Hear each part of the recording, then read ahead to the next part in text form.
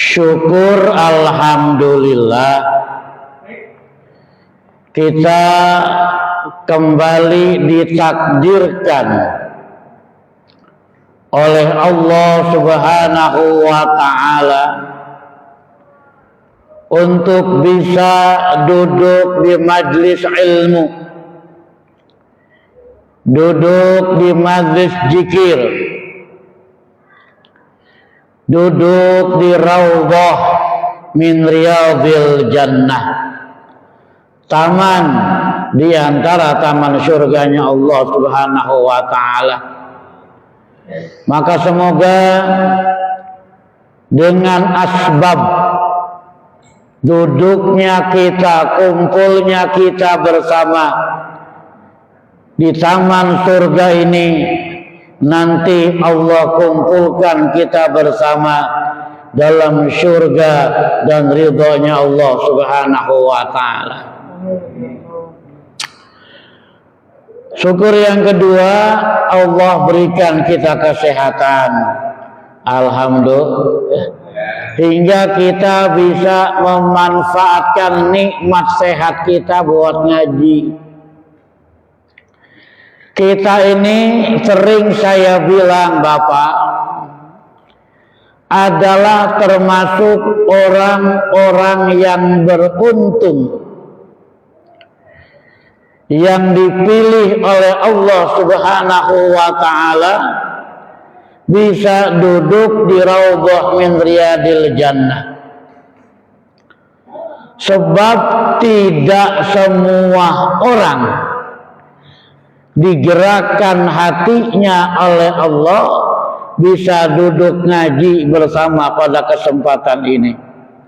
Padahal undangan, informasi tahu, ya, pengeras suara dengar, tapi memang tidak termasuk orang yang ditakdirkan oleh Allah, tidak termasuk orang yang digerakkan hatinya oleh Allah.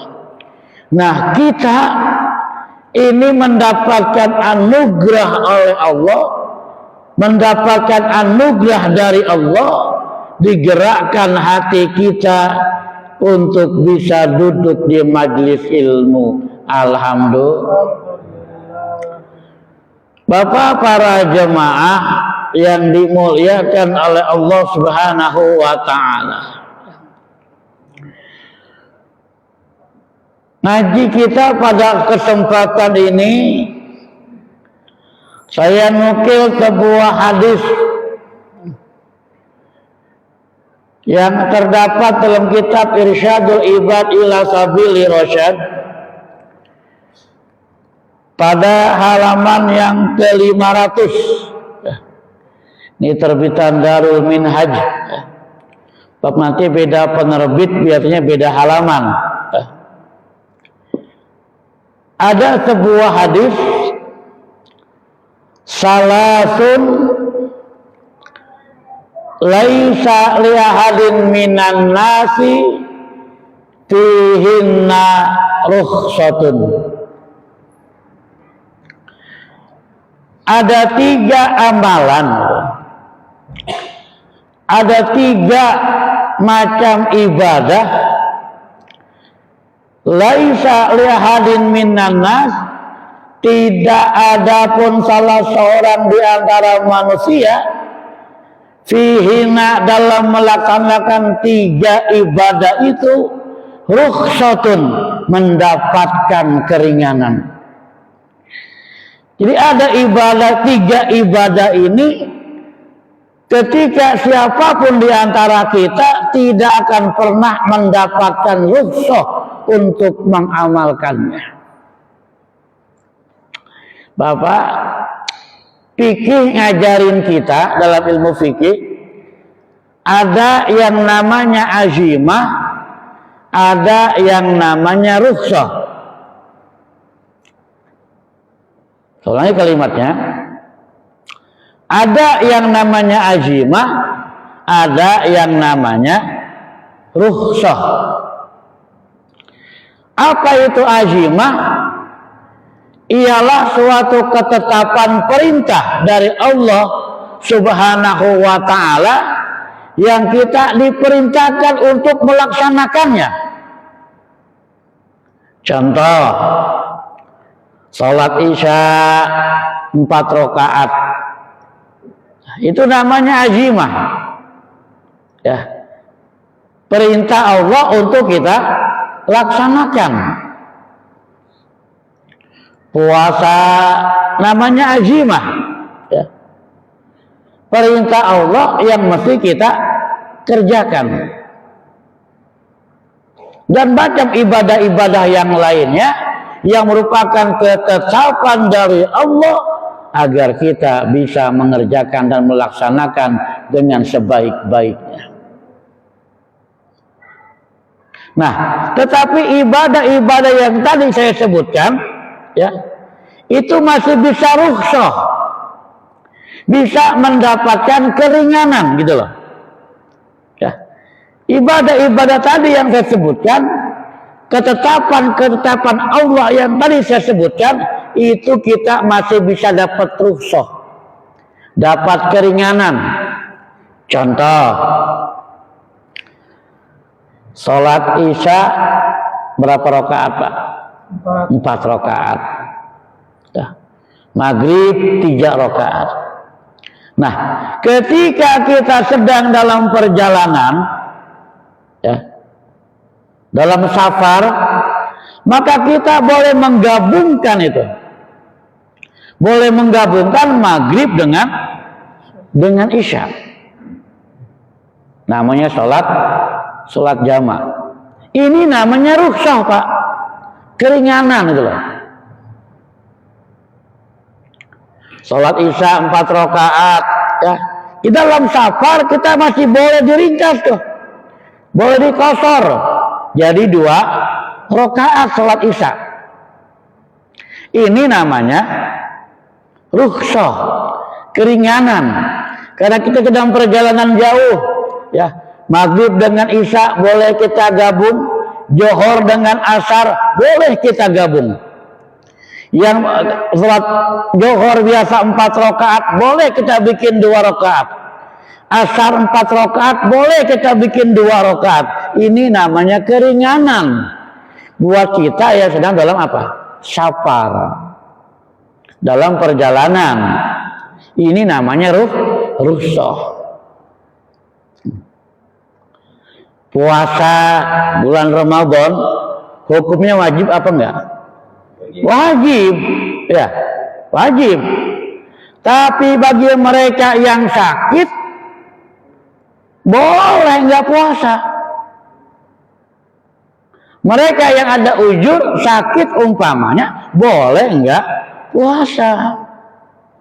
Nah, ini namanya rukhsah. Orang-orang tua, ya, yang tua renta, ya, boleh karena dia nggak kuat berpuasa karena kondisi fisiknya yang lemah, dia boleh nggak puasa. Namanya rukhsah. Cuma nanti diganti dengan fidyah, ya, gitu. Artinya ibadah-ibadah semacam itu, ya, kita masih bisa dapat rukhsah dengan situasi kondisi tertentu, dapat keringanan. Nah, kembali kepada materi inti kita, ya. Ada 3 amalan gitu loh, yang kita nggak boleh dapat rukhsah, nggak dapat keringanan. Dan ketika kita mendapatkan rukhsah, ambil, Pak. Bapak, ada orang begini nih, ya. Ketika dalam safar, ya, tadi yang saya jelasin boleh sholat di jamak, itu rukhsah dari Allah. Ada orang yang rajin ibadah, sholat pakai di jamak-jamak, kan begitu? Ada nggak ya orang yang kira-kira beberapa gitu?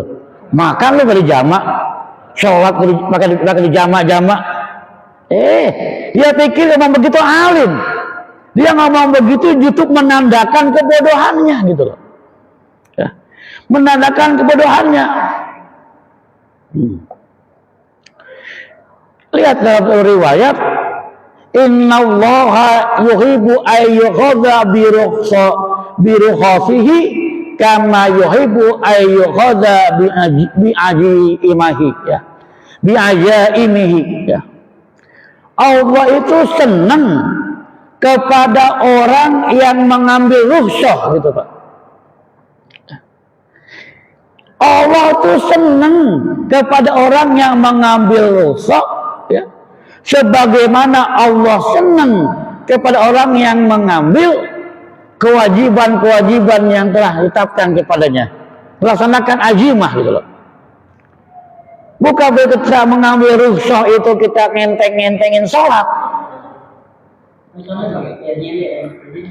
Ya silakan.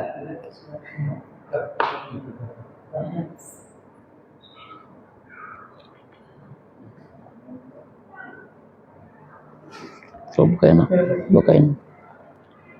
Gak usah ribet.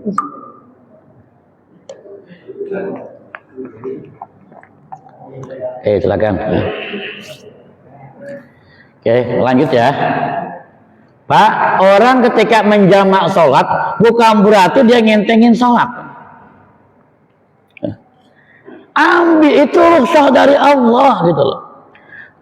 Banyak orang menganggap sholat jamak ini ngentengin sholat. Saya sering bilang begini.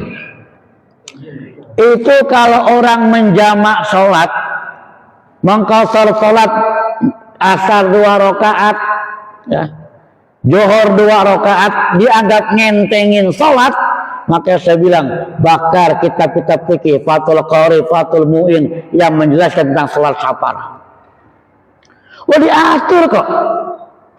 Kalau lagi perjalanan nih ada fikih ngatur, ada yang namanya sholat safar, ya, ada yang namanya jama takdim, boleh jama takhir, situasi kondisinya. Boleh dikosor sholat-sholat yang bangsa 4, boleh dibikin 2. Itu ada aturan mainnya di fikih gitu loh. Kalau orang yang menjamak sholat dianggap ngentengin sholat, itu bakar kitab-kitab fikih mendingan tuh. Paham nggak? Ini ada orang kadang-kadang asal banget apa ya? Oh rajin banget ibadah gitu Pak. Yang pakai dikosor-kosor, pakai jamak-jamak. Gak apa-apa Pak. Kalau emang memenuhi persyaratannya gitu loh. Jangan cuma pergi ke Bekasi sembahyang di kosor, kegeblek namanya. Ada syaratnya gitu Pak. Ada syaratnya. Jadi Allah senang orang yang mengambil rukhsah ya. Sebagaimana senangnya Allah yang melaksanakan ketetapan Allah gitu loh.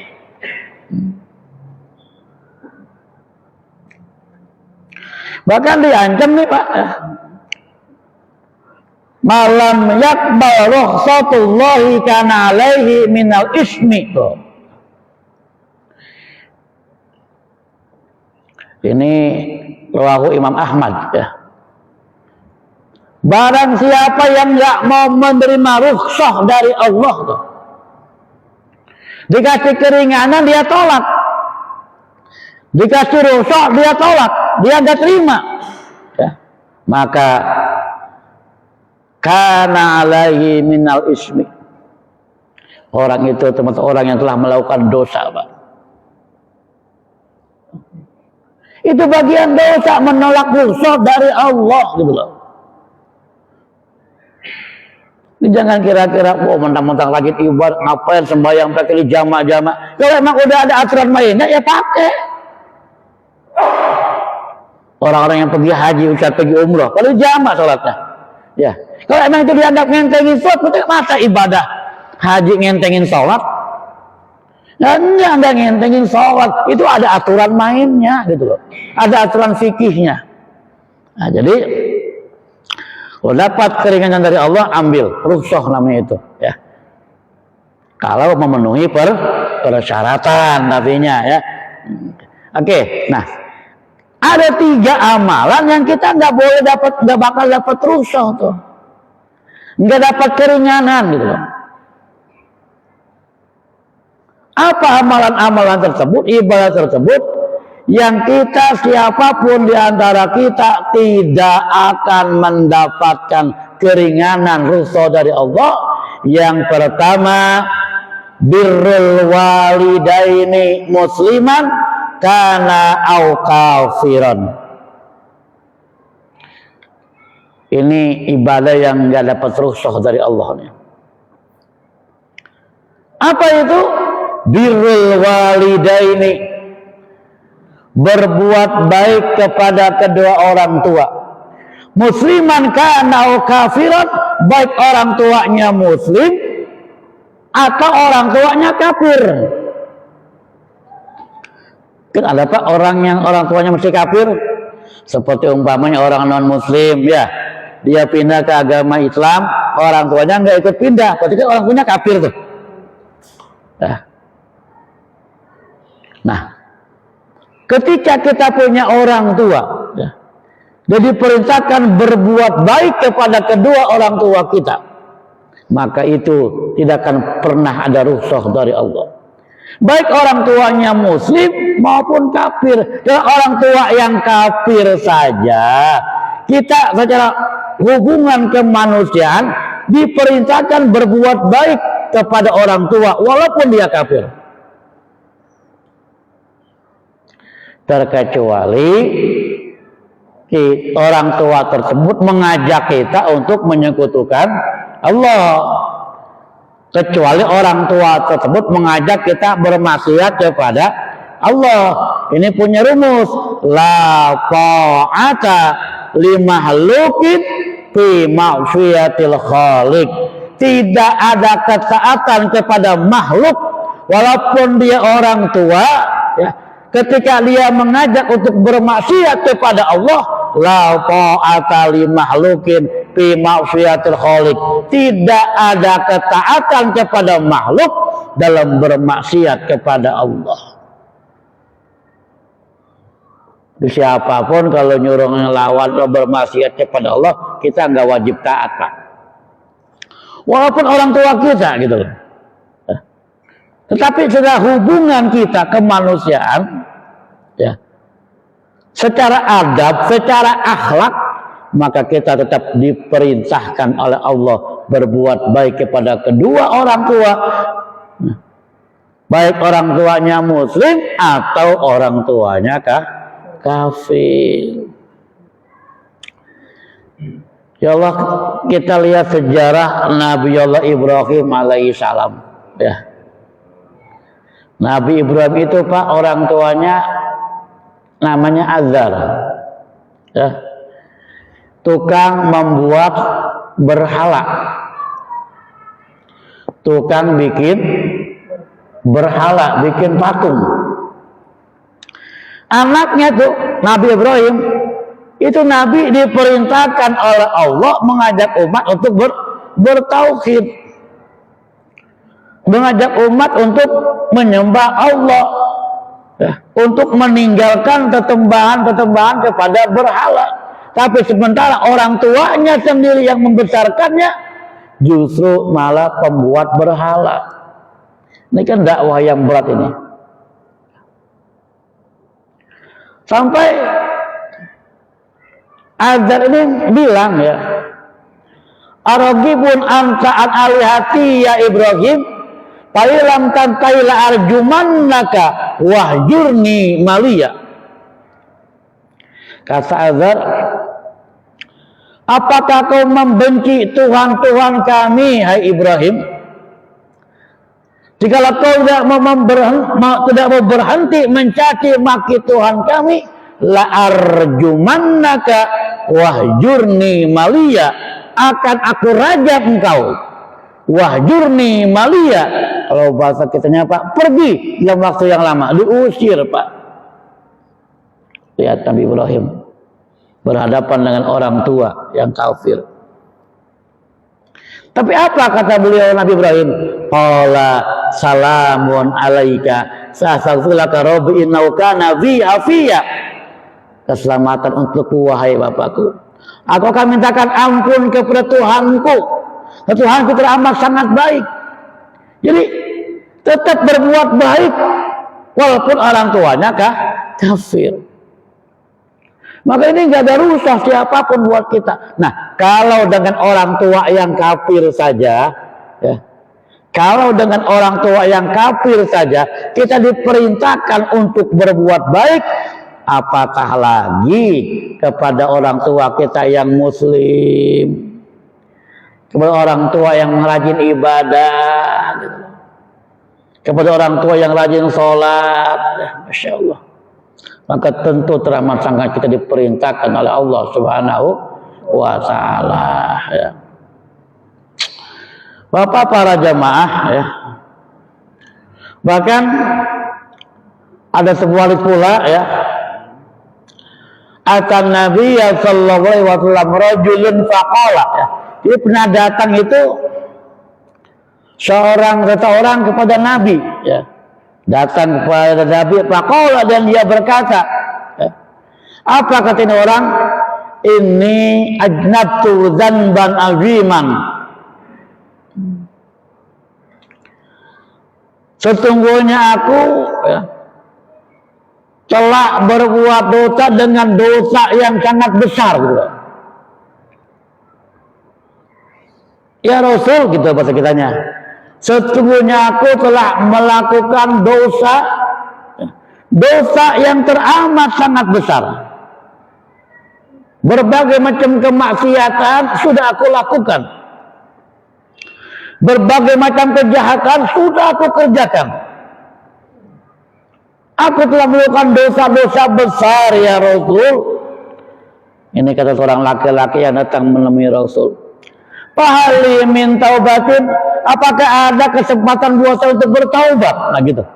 Sedosa saya gede, saya punya melakukan dosa-dosa besar, maka apakah ada untuk saya bisa bertaubat ya Rasul? Bapak para jemaah, faqala, maka beliau Rasul pun menjawab, halaka min ummin, apakah engkau mempunyai seorang ibu? Faqala la, ya Rasul, orang tua saya sudah meninggal dunia. Ibu saya udah enggak ada ya Rasul. Ya, gitu kalau bahasa kitanya Pak, ya.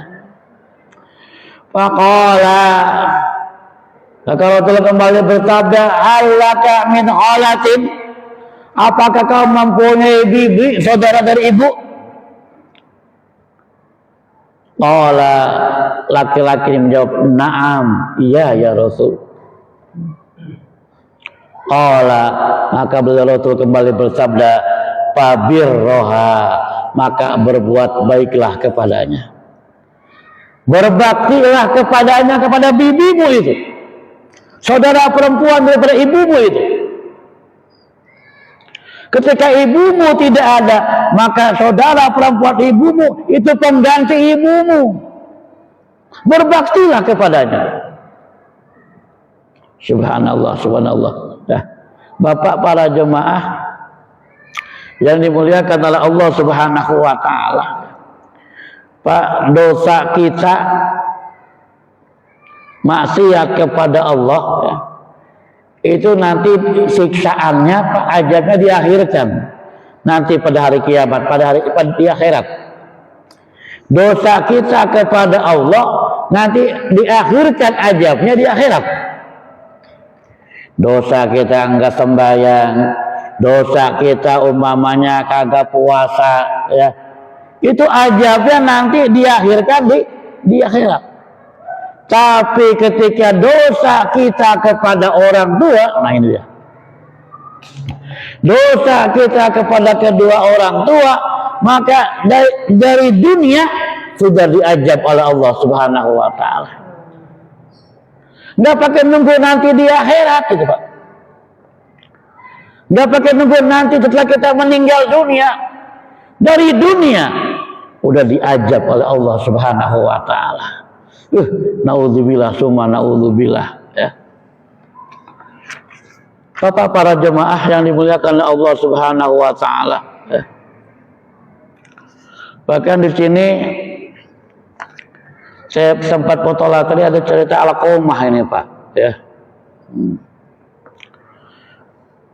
Saya ulang sedikit, barangkali Bapak pernah dengar bagaimana riwayat Alqamah, ya. Ini sumbernya kitab Irsyadul Ibad halaman 495, ya. Di situ ada cerita Alqamah ya. Anna Alqamah kana kasir ittihadi fi ta'ati min as-salati wa siyami wa shadaqati. Bahwasanya Alqamah itu orang yang banyak perjuangan taatnya kepada Allah. Seperti sholat, puasa, sedekah. Pendek kata orang yang taat kepada Allah. Alqamah itu, Pak. Pamarado washtadda marbuhu. Nah, Alqamah ini orang yang taat, orang yang rajin sholat, orang yang rajin puasa, rajin sedekah, sakit. Washtadda marbuhu, sakitnya parah dah. Kalau bahasa kita di kampung nih, sakit udah tinggal apa namanya, ambekan doang gitu. Ya. Sahabat-sahabat keluarganya, Allah, kalau emang udah waktunya mau ikhlas, dari ridho, paham nggak? Karena kasihan sama apa? Yang sakit gitu loh. Sampai udah pada mengikhlaskan semua, tapi nggak mati-mati gitu, Pak. Ya. Sakitnya parah gitu. Udah sekarat, tapi nggak mati-mati. Kalau di kampung kan bisa begitu, ya. Diikhlasin biar ridho kalau udah waktunya, udah saatnya, ridhoin ya. Nah, ini Alqamah, Pak, orang yang rajin ibadah ini ketika sakit udah sekarat tapi nggak mati-mati. Ya. Udah sakit sekarat, para talatil imra'atu ila Rasulillah sallallahu alaihi wasallam. Ya, maka datang tuh bininya mengutus, datang kepada Rasulullah sallallahu alaihi wasallam, anna zawji Alqamah fil najai paratu an limaka ya Rasulullah bihalihi. Kalau bahasa kitanya begini ya, suamiku Alqamah udah najak, udah sekarat, udah cengap-cengap gitu. Maka aku mengadukan hal ini kepada Rasulullah sallallahu alaihi wasallam. Bapak, para jemaah, apa yang terjadi? Para sallallahu alaihi wasallam Ammaran wa Bilalan wa Suhaiban. Rasulullah mengutus 3 orang nih, ya. Mengutus 3 orang menemui Alqamah. Siapa? Ammar, Bilal, dan Suhaib. Ya. Ammar, Bilal, Suhaib diutus oleh Rasul. Ya. Wa qala umdu ilaihi falaqinuhu asy-syahadata. Pergi ke Alqamah, ya. Talakinkan dia untuk bisa baca syahadat. Tuntun dia untuk bisa baca syahadat. Tuntun Alqamah agar bisa mengucapkan kalimat tauhid di sela-sela akan wafatnya. Falakinuhu syahadata. Lakinkan dia, talakinkan dia gitu. Tuntun dia untuk mengucapkan syahadat. Faja'u ilaihi fawajaduhu fil naja, ya. Datang tuh ya, 3 orang utusan Rasul ini ya kepada Alqamah, dan mendapatkan Alqamah lagi sekarat gitu. Faja'alu yulaqinunahu, maka ditalkinkan tuh. Alqamah dituntun ya. La ilaha illallah, dituntun Alqamah, Pak. Oleh sahabat tadi Bilal, Suhaib, dan Ammar. Ya. Dituntun, ditalkinkan, ditampok di kupingnya, kalau kita begitu. Ya. La ilaha illallah, la ilaha illallah. Dituntun, ditalkinkan di kupingnya itu, Pak. Walisanuhu la yantiqu biha. Tapi lisan Alqamah nggak bisa ngucapin kalimat begitu, Pak. Dituntun, ditalkinkan la ilaha illallah, tapi Alqamah nggak bisa mengucapkan, Pak, nggak bisa ngikutin. Masya Allah, masya Allah. Parsiu ila Rasulillah sallallahu alaihi wasallam, ya. Bizalika, ya. Maka ngadu tuh para sahabat nih, ya. Ngadu kepada Rasul, dan Alqamah ditalkinkan. Dituntun baca syahadat, baca la ilaha illallah, baca kalimat tauhid, tapi nggak bisa. Ngadu sama Rasul. Apa jawaban beliau Rasul? Hal min abawaihi ahadun hayyun? apakah ada salah satu di antara kedua orang tuanya masih hidup? Nanya Rasulullah. Ya. Ada nggak sih Alqamah tuh orang tua yang masih hidup gitu loh kalau bahasa kitanya? Ya. Qila, maka dikatakan ya Rasulullah, wahai Rasul, lahu ummun kabiratus sinni. Alqamah punya emak, punya ibu yang udah tua renta. Ya. Ibunya udah tua. Ini bahasanya ummu kabiratus sinni gitu. Punya ibu yang udah tua gitu loh.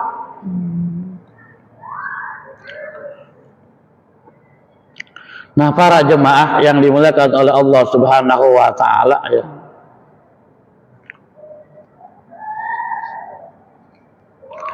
Partala ilayya Rasulullah sallallahu alaihi wasallam yaqulu laha inna qadarti alal masiri ila Rasulillah wa illa faqari fil manjili hatta yatiyaka hatta yatiyaki. Nah, Bapak para jemaah yang dimuliakan oleh Allah Subhanahu wa taala, maka diutuslah orang ke ibunya Alqamah. Suruh bilang ya. Bilangin nanti ke emaknya Alqamah, kalau bahasa kita begitu ya. In qadarti alal masiri ila Rasulillah, kalau kau mampu berjalan kepada Rasul ya, mampu nyamperin Nabi gitu maksudnya ya. Samperin dah. Wa ila kalau enggak bisa tuh. Kalau nggak bisa nyamperin Nabi, faqari fil manjili hatta yatiyaki, diam di rumah bagai Nabi yang akan nyamperin gitu. Paham maksudnya nih ya?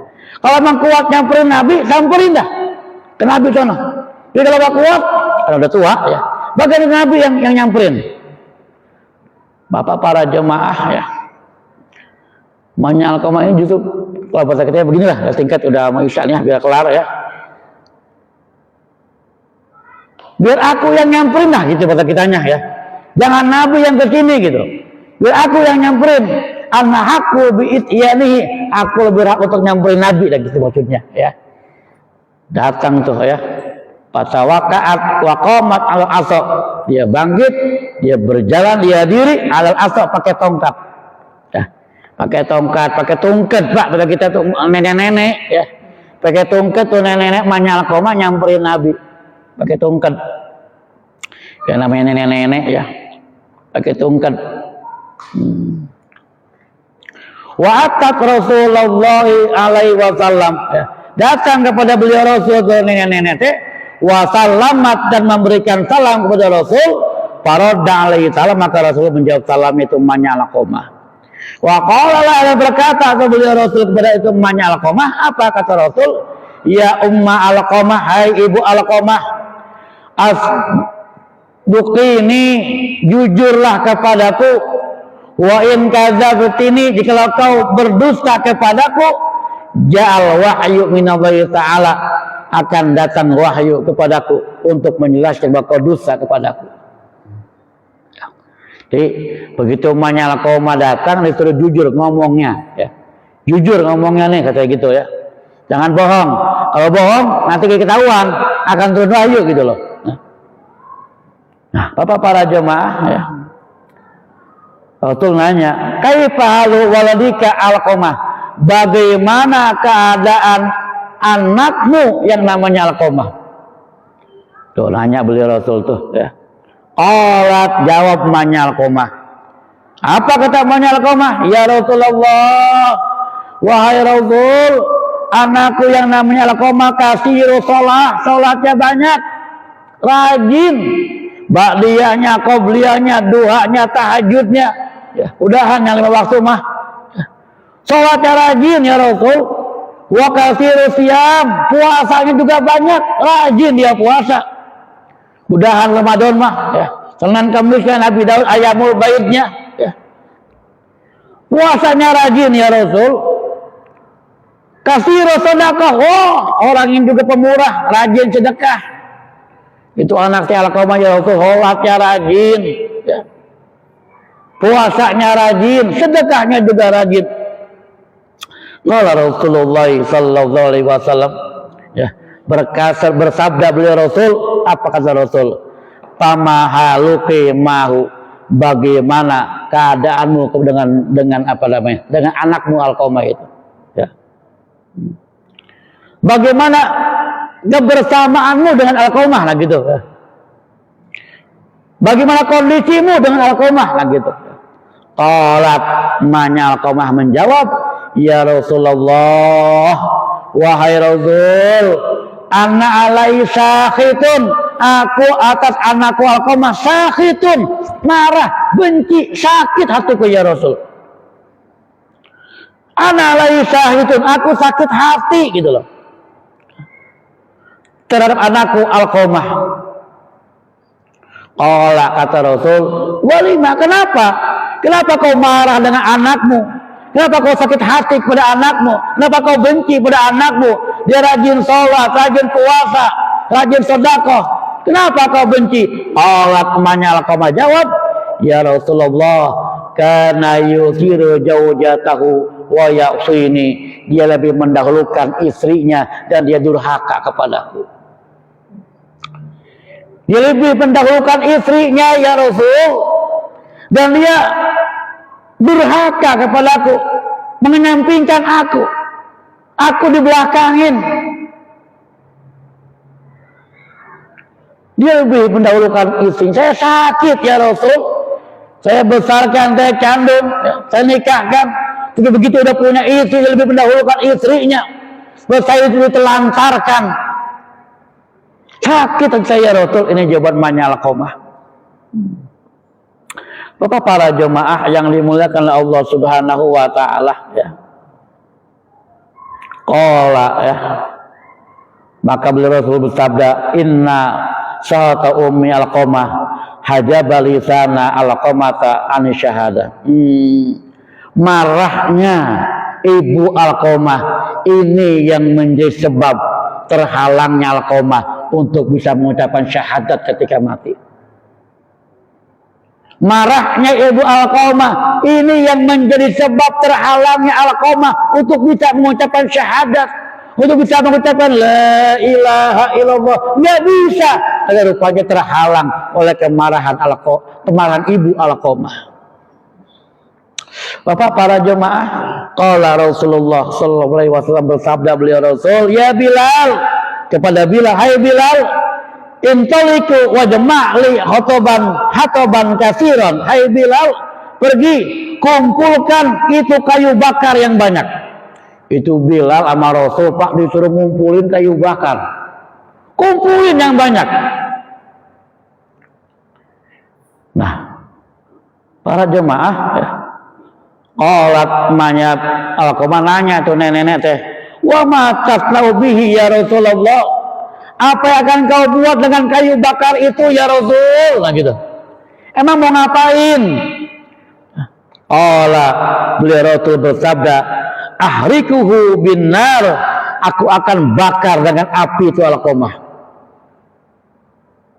Ya Rasul tuh Bilal itu ngumpulin kayu bakar, ya. Ditanya sama emaknya Alqamah, mau ngapain ya Rasul? Apa jawab Rasul? Aku akan bakar Alqamah. Bapak para jemaah yang dimuliakan oleh Allah, qalat berkata lagi emaknya Alqamah, ya Rasulullah, wahai Rasulullah, waladi la yabil qalbi an tukhrikahu binari baina yadayya. Ya Rasul, Alqamah itu anakku.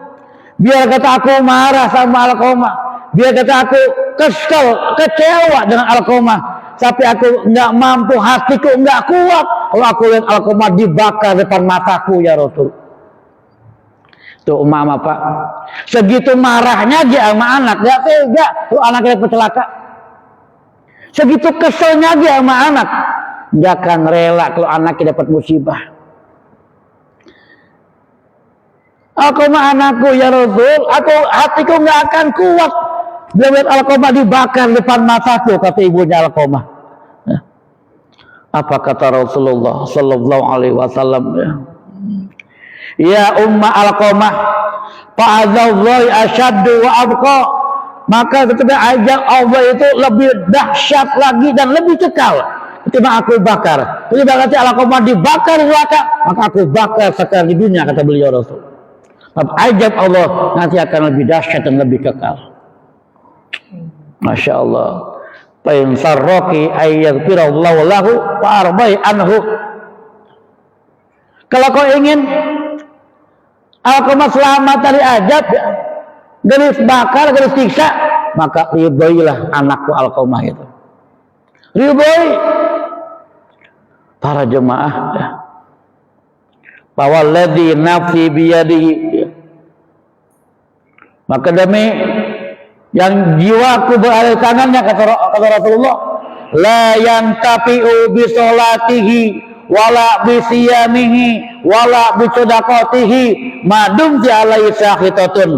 Tidak akan bermanfaat sholatnya Alqamah, tidak akan bermanfaat puasanya Alqamah, tidak akan bermanfaat sedekahnya Alqamah selama orang tuanya masih marah, selama ibunya masih marah, selama ibunya masih tersiksa batinnya. Faqalat, maka emaknya Alqamah ini ngomong, ya Rasulullah, fa ini asyhadullah wa malaikatahu wa man hadroni minal muslimin. Aku bersaksi ya Rasul, kepada Allah dan para malaikat dan kepada orang-orang yang hadir di tempat ini, inni qad raditu ala waladi Alqamah, aku telah ridho kepada anakku yang namanya Alqamah. Masya Allah, Pak. Para jemaah, ya, ini udah bisa lewat begini ya. Saya tingkat saja ya, menurut saya baca hadis saya full. Intinya ya, setelah ibunya ridho, ya, baru Alqamah itu bisa mengucapkan kalimat tauhid dan langsung meninggal dunia. Tadi ketika ibunya masih marah, dituntun baca kalimat tauhid, nggak bisa. Nah, rupanya marahnya sang ibu yang menghalanginya mati dalam keadaan husnul khotimah, walaupun dia rajin sholat, ibadah dan puasa. Maka mudah-mudahan kita termasuk orang yang berbakti kepada kedua orang tua kita dan orang tua kita ridho kepada kita. Amin ya robbal